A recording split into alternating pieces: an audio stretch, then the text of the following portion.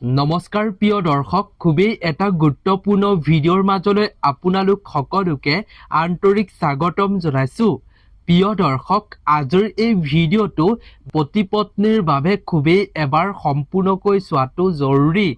প্ৰিয় দৰ্শক, ভুলতো পত্নীৰ লগত স্বামীয়ে কেতিয়াও 5টা কাম নকৰিব।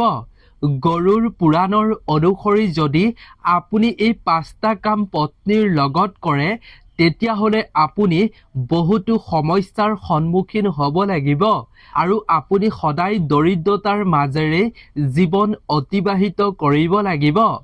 আৰু এনে ভুল কৰা ব্যক্তিসকলে মৃত্যুৰ পাছতো তেওঁলোকে নৰক যান্ত্ৰণা ভুগিব লাগে বুলি গৰুৰ পুৰাণত উল্লেখ কৰা হৈছে।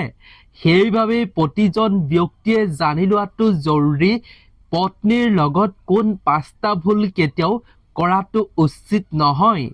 লগতে এই ভিডিঅ'টোত আমি আপোনালোকৰ লগত এইটো শ্বেয়াৰ কৰিম, যেতিয়া পতি পত্নীৰ মাজত কিবা ভুল বুজাবুজিৰ কাৰণে কাজিয়া বিবাদ অশান্তিৰ সৃষ্টি হয় তেতিয়া পত্নীগৰাকীয়ে স্বামীৰ লগত কি ভুল কাম কৰাটো উচিত নহয়, যাৰ ফলত তেওঁলোকৰ সেই কাজিয়া বা বিবাদ বেছিকৈহে আৰম্ভ হ'ব। যদি পত্নীগৰাকীয়ে এই ভুলসমূহ নকৰে তেতিয়াহ'লে তেওঁলোকৰ সেই বিবাদ অৰ্থাৎ ভুল বুজাবুজি যি হ'ব সেয়া নাইকিয়া হৈ তেওঁলোকৰ সম্পৰ্ক সদায় মধুৰ হৈ থাকিব। সেইবাবে এই ভিডিঅ'টো স্বামী স্ত্ৰীসকলে এবাৰ সম্পূৰ্ণকৈ চাই এই কথাখিনি অৱশ্যেই জানি থোৱাটো জৰুৰী। গতিকে প্ৰিয় দৰ্শক, ভিডিঅ'টোৰ মাজলৈ আগবঢ়াৰ পূৰ্বে আপুনি আমাৰ এই ভিডিঅ'টো কোন ঠাইৰ পৰা উপভোগ কৰিছে নিশ্চয় তলৰ কমেণ্ট ছেকশ্যনত উল্লেখ কৰিব। লগতে অৱশ্যেই ভিডিঅ'টোত এটা লাইক কৰিব। আৰু যদি পোনপ্ৰথমবাৰৰ বাবে এই চেনেলটোত ভিজিট কৰিছে তেন্তে সকলোৱে এই চেনেলটো অৱশ্যেই ছাবস্ক্ৰাইব কৰি ৰাখিব। প্ৰিয় দৰ্শক, হিন্দু ধৰ্মত স্বামী স্ত্ৰীৰ সম্পৰ্ক অতি পবিত্ৰ বুলি গণ্য কৰা হৈছে। প্ৰিয় দৰ্শক, পতি পত্নীৰ সম্পৰ্কৰ মাজত সৰু ডাঙৰ বুলি কোনো কথাই নাই বুলি বিশ্বাস কৰা হৈছে। কোৱা হৈছে যে প্ৰিয় দৰ্শক, ইজনে সিজনৰ লগত থাকি যদি কাম কৰি যায় তেতিয়াহ'লে তেওঁলোকৰ বৈবাহিক জীৱন সুখীময় হয়। প্ৰিয় দৰ্শক, শাস্ত্ৰত কোৱা হৈছে যে বিবাহিত জীৱনৰ বিষয়ে কিছু কথা যিসমূহ যদি পতি পত্নীয়ে জানি লয় তেতিয়াহ'লে পতি পত্নীৰ মাজত কেতিয়াও অশান্তিৰ সৃষ্টি নহয় আৰু স্বামীয়ে কেতিয়াও দৰিদ্ৰতাৰ সন্মুখীন হ'বলগীয়া নহয়। মৃত্যুৰ পাছতো তেওঁলোকে কষ্ট ভোগ কৰিবলগীয়া নহয়। প্ৰিয় দৰ্শক, গৰুৰ পুৰাণ আৰু মহাভাৰতৰ মতে কোনো স্বামীয়ে কেতিয়াও পত্নীৰ লগত এই 5টা কাম কৰিব নালাগে বুলি সুন্দৰভাৱে উল্লেখ কৰিছে। যদি কোনো স্বামীয়ে পত্নীৰ লগত এই 5টা ভুল কৰে তেতিয়াহ'লে গৰুৰ পুৰাণ আৰু মহাভাৰতৰ অনুসৰি কোৱা হৈছে তেওঁলোকে নৰক যান্ত্ৰণা ভুগিব লাগিব। ইয়াৰ উপৰিও তেওঁলোকে জীৱনত বিভিন্ন সমস্যাৰ সন্মুখীন হ'বলগীয়া হ'ব। গতিকে প্ৰিয় দৰ্শক, আহক আমি বেছি পলম নকৰি ভিডিঅ'টো দীঘলীয়া নকৰি আমি সুন্দৰভাৱে জানি লওঁ গৰুৰ পুৰাণত কিদৰে কোৱা হৈছে স্বামীয়ে পত্নীৰ লগত কি কি কাৰ্য কৰিব নালাগে তাৰ বিষয়ে জানি লওঁ। 1 নম্বৰতে হৈছে শাৰীৰিক আৰু মানসিক কষ্ট। প্ৰিয় দৰ্শক, গৰুৰ পুৰাণৰ 7ম অধ্যায়ৰ অনুসৰি কোৱা হৈছে যে যদি কোনো পুৰুষে নিজৰ পত্নীক মানসিক অত্যাচাৰ কৰে তেন্তে এনে ব্যক্তিসকলক মৃত্যুৰ পাছত নৰকলৈ পঠিয়াই দিয়া হয়, যি ঠাইত অতি ভয়ংকৰ শাস্তি প্ৰদান কৰা হয় বুলি গৰুৰ পুৰাণত কোৱা হৈছে। যি ঠাইত পাপী আত্মাসমূহক শাস্তি প্ৰদান কৰা হয় বুলি গৰুৰ পুৰাণত কোৱা হৈছে। লগতে গৰুৰ পুৰাণৰ অনুসৰি কোৱা হৈছে যে যি পুৰুষে অৰ্থাৎ যি স্বামীয়ে পত্নীক কষ্ট দিয়ে, মানসিক শাস্তি দিয়ে, তেনে পুৰুষসকলে পৰৱৰ্তী জীৱনতো সেই কৰ্মৰ ফল কষ্ট ভোগ কৰিবলগীয়া হয়। প্ৰিয় দৰ্শক, সেইবাবে আপুনি যদি এজন স্বামী হয়, পুৰুষ হয়, তেন্তে ভুলতো নিজৰ পত্নীৰ লগত এনে আচৰণ, এনে আপুনি বেয়া কৰ্ম, অসৎ কৰ্ম কেতিয়াও নকৰিব। 2 নম্বৰতে হৈছে প্ৰিয় দৰ্শক গৰুৰ পুৰাণৰ অনুসৰি পত্নীক প্ৰতাৰণা কৰা।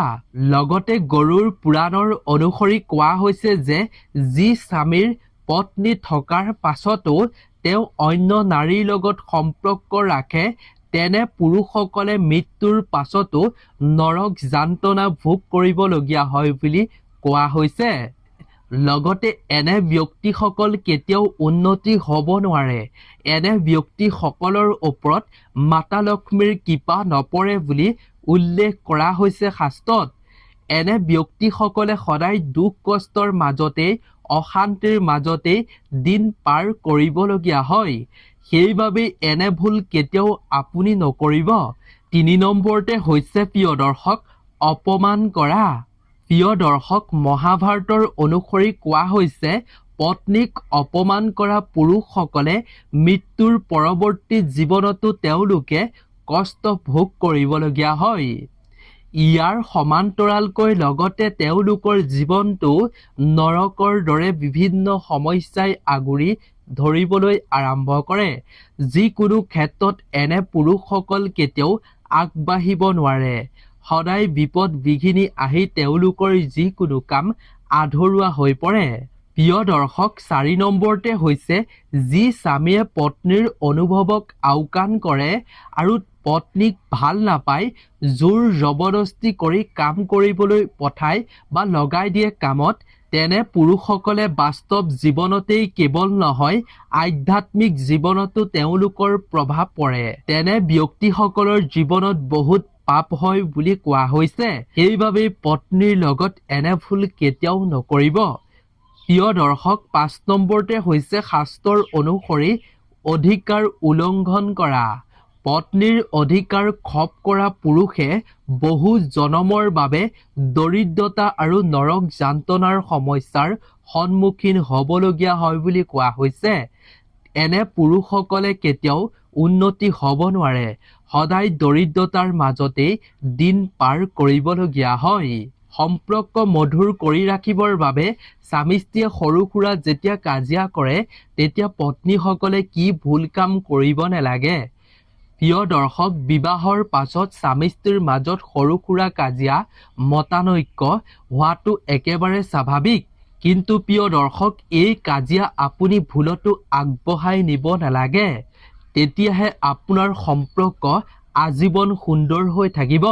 যদি প্ৰিয় দৰ্শক কেতিয়াবা আপোনাৰ সম্পৰ্কৰ মাজত কাজিয়াৰ সৃষ্টি হয় ভুল বুজাবুজিৰ মাজত তেতিয়া পত্নীয়ে স্বামীক কি কথা কোৱাটো উচিত নহয় আহক আমি তাৰ বিষয়ে জানি লওঁ। 1 নম্বৰতে হৈছে পুৰণি ভুল বা পুৰণি কথা আপুনি সোঁৱৰাই নিদিব। যেতিয়া প্ৰিয় দৰ্শক পত্নীৰ স্বামীৰ লগত কাজিয়া হয় তেতিয়া তেওঁলোকে পুৰণি ভুল বা পুৰণি কথাবোৰ সোঁৱৰাই দিয়ে। কিন্তু প্ৰিয় দৰ্শক এনে কৰাটো উচিত নহয়। কাৰণ প্ৰিয় দৰ্শক যদি আপুনি পুৰণি ভুল বা পুৰণি কথাসমূহ যদি আপুনি কৈ দিয়ে সোঁৱৰাই দিয়ে তেতিয়াহ'লে আপোনাৰ পৰিস্থিতি উন্নত হোৱাৰ বিপৰীতে বেয়াৰ ফালেহে আগবাঢ়িব।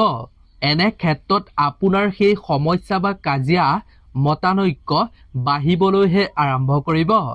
সেইবাবে ইয়াৰ প্ৰতি পত্নীসকলে লক্ষ্য ৰাখি কেতিয়াও স্বামীক এনে কথা কোৱাটো উচিত নহয়। 2 নম্বৰতে হৈছে প্ৰিয় দৰ্শক স্বামীৰ আত্মীয়ৰ সন্দৰ্ভত কোনো মন্তব্য সেইখিনি সময়ত প্ৰকাশ নকৰিব। প্ৰায় এনেকুৱা বহু স্বামী স্ত্ৰী আছে যেতিয়া কাজিয়াৰ সময়ত তেওঁলোকে ইজনে সিজনৰ আত্মীয়ৰ সন্দৰ্ভত বহুতো কথা প্ৰকাশ কৰে। এনেধৰণৰ যদি আপুনি আত্মীয়ৰ সন্দৰ্ভত কথা কৈ দিয়ে তেতিয়াহ'লে আপোনাৰ সম্পৰ্কৰ মাজত অশান্তি বা কাজিয়া বিবাদ বাঢ়িবলৈহে আৰম্ভ কৰিব। এনে কাৰ্য স্বামী স্ত্ৰীয়ে কেতিয়াও কৰাটো উচিত নহয়। স্বামীয়ে হওক বা পত্নীয়ে হওক দুয়োজনে কেতিয়াও নিজৰ পিতৃ মাতৃক তেওঁলোকৰ সেই কাজিয়াৰ মাজলৈ সুমুৱাই অনাটো উচিত নহয়। ইয়াৰ ফলত তেওঁলোকৰ কাজিয়া বিবাদ বাঢ়িবলৈহে আৰম্ভ কৰিব। প্ৰিয় দৰ্শক 3 নম্বৰতে হৈছে বিষয়টো ঠিক কৰাৰ আপুনি অভিনয় নকৰিব। যদি আপোনাৰ সৈতে হোৱা বিবাদ আপুনি সমাধান কৰিব বিচাৰে তেন্তে আপুনি এই কাম সম্পূৰ্ণ হৃদয়েৰে কৰিব। কেৱল সকলো ঠিক কৰাৰ আপুনি অভিনয় নকৰিব। ভুৱা আবেগ লুকুৱাই ৰখাটো কোনো ব্যক্তিৰ বাবে সহজ নহয়। যদি আপোনাৰ মাজত হোৱা সেই ভুল বুজাবুজিৰ মাজত থকা যি ভুলটো আপোনাৰ যদি হয়, তেতিয়াহ'লে ভুলটোক আপুনি স্বীকাৰ কৰি ল'বৰ বাবে, আপুনি ক্ষমা খুজিবৰ বাবে কোনো ধৰণৰ আপুনি কণ্ঠবোধ নকৰিব। যদি আপুনি সেই ভুলটো স্বীকাৰ কৰি ল'ব পাৰে, তেতিয়াহ'লে আপোনাৰ সেই মতানৈক্য, অশান্তি, কাজিয়া, যি বিবাদ অশান্তি হৈছে, সেয়া অতি সোনকালে সমাধান হৈ পৰিব। গতিকে আপুনি ইয়াৰ প্ৰতি লক্ষ্য ৰাখিব বিশেষভাৱে। 4 নম্বৰতে হৈছে প্ৰিয় দৰ্শক, যেতিয়া আপোনাক স্বামীয়ে কিবা এটা ক'ব, তেতিয়া আপুনি সেইখিনি সময়ত মুখে মুখে আপুনি তৰ্ক কৰিবলৈ ভুলতো আৰম্ভ নকৰিব। যদিও আপোনাৰ খং উঠে, তেতিয়া যদি আপুনি সেই খং আপুনি যদি স্বামীৰ লগত যুক্তি দিবলৈ চেষ্টা কৰে, তেতিয়াহ'লে খং আৰু দুয়োজনৰে বৃদ্ধি পাবলৈহে আৰম্ভ কৰিব। গতিকে এনে ক্ষেত্ৰত আপোনাৰ সেই ভুল বুজাবুজি সমাধান নহ'ব। গতিকে ইয়াৰ প্ৰতি লক্ষ্য ৰাখিব। আজিৰ ভিডিঅ'টো ইমানেই আছিল। আশা কৰোঁ ভিডিঅ'টো চাই নিশ্চয় আপুনি বহুকেইটা কথা গুৰুত্বপূৰ্ণ জানিব পাৰিলে। যদি ভাল পালে তেন্তে অৱশ্যেই ভিডিঅ'টো বন্ধুবৰ্গৰ লগত শ্বেয়াৰ কৰিব। গতিকে নতুন এটা ভিডিঅ'ৰ লগত পুনৰ এবাৰ লগ পাম। আপোনালোক সকলো ভালে থাকক, সুস্থ থাকক, তাৰেই আমিও কামনা কৰিছোঁ। ধন্যবাদ।